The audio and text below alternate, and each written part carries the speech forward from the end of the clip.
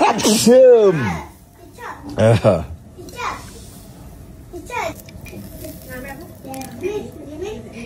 Aina tengah buat dia punya sos. Memang macam sukiya betul lah sayang. Tengok ni daging dia. Thank you tu sayang. Nak sos. Champion. Orang sikit. Dan cili oilnya. Bismillah.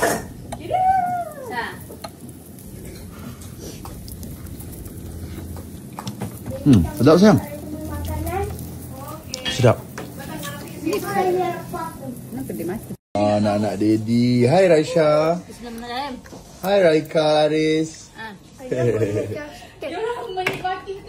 Itulah tu. Dia orang yang suka ni makan ni.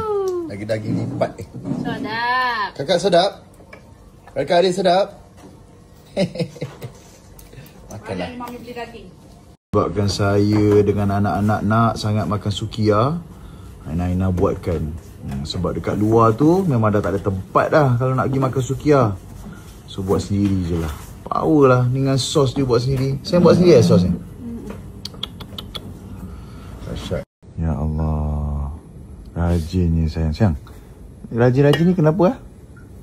Hari-hari mana dapat orang tanya ni? Macam mana Kak Aina boleh rajin macam ni? Ya, kalau tak masak nanti kita kelaparan.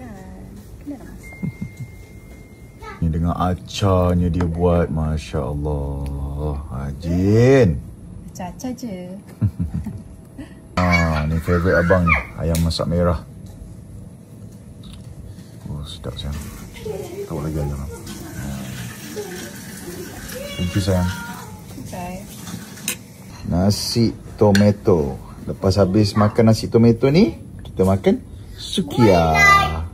Allah Syafiqah Aina. Tengok ni.